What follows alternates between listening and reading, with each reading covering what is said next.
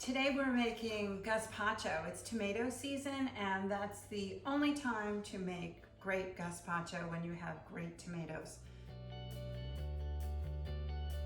I've always loved gazpacho and have usually made it in a chunky style, but we went to Spain and everywhere they served it as a smooth liquid and then put chunky things in it afterwards. And since then, I've made it that way. This recipe, in fact, is from our Spanish tour guide, and I think it's great. So I hope you like it too. It's hardly cooking, it's easy, no stove required, hardly any chopping, and so let me show you how to do it.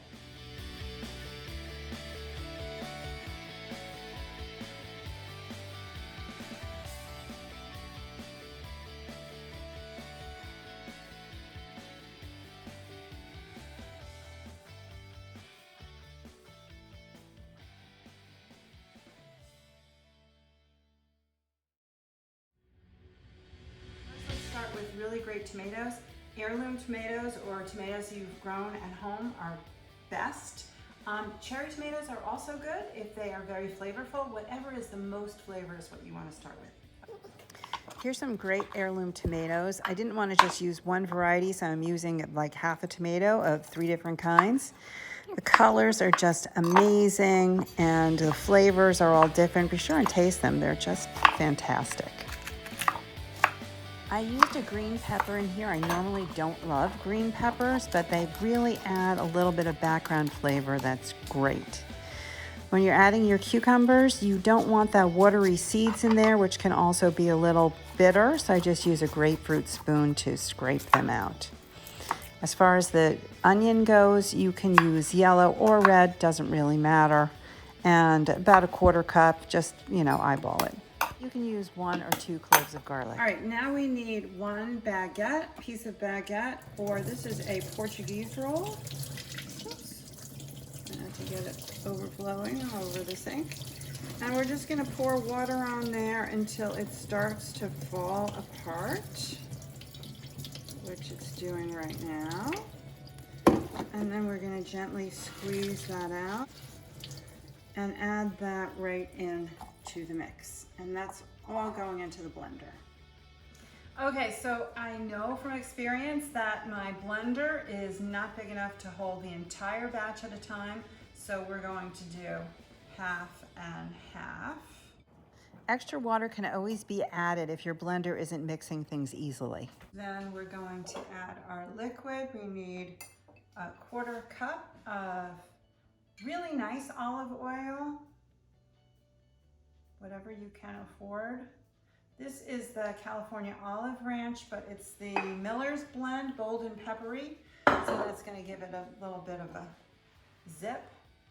And then a 1/4 cup of white wine vinegar. You can also use champagne vinegar if you're feeling extravagant. Add 1½ teaspoons of kosher salt and then 1/2 teaspoon of cumin, which is the secret ingredient that Luis told us not to tell anybody about, because then our gazpacho will be better than everyone else's. Haha. I'm also going to hold this on because my blender lid is not very tight. Here we go. All right, I'm going to give that a little taste to make sure that it's blended well.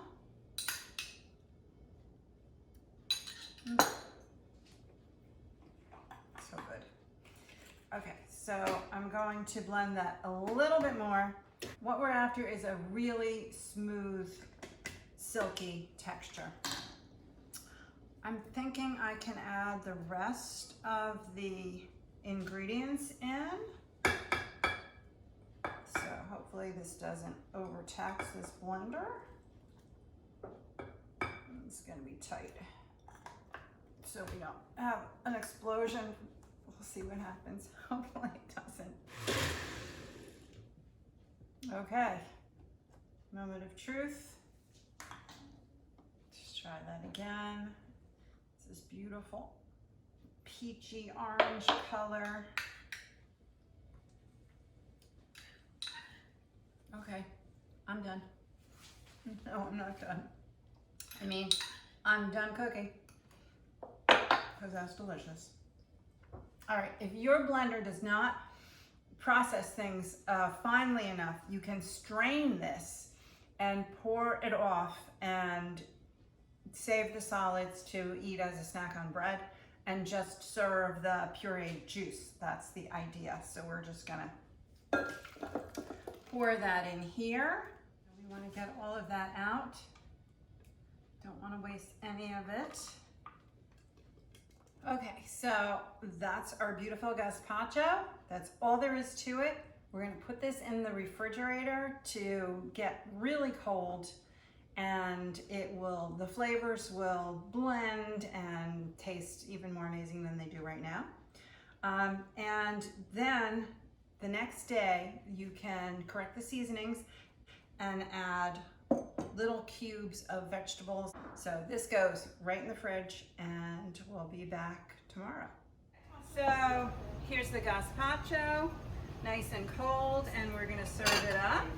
And you can, so let me just pour some in here. A cupful might be good. And then we're going to come on in, and we're gonna top it with some croutons, a little bit of hard-boiled egg, some tomato. You can salt this first if you want, and cucumbers, and I like the red onion. This gives it a little bit of zazz, and then top it definitely with some nice olive oil, and there you go. There's your gazpacho, and everyone can serve themselves. All right, so that's it for now. Happy cooking, and see you next time. Some big green plants in the background. Yeah.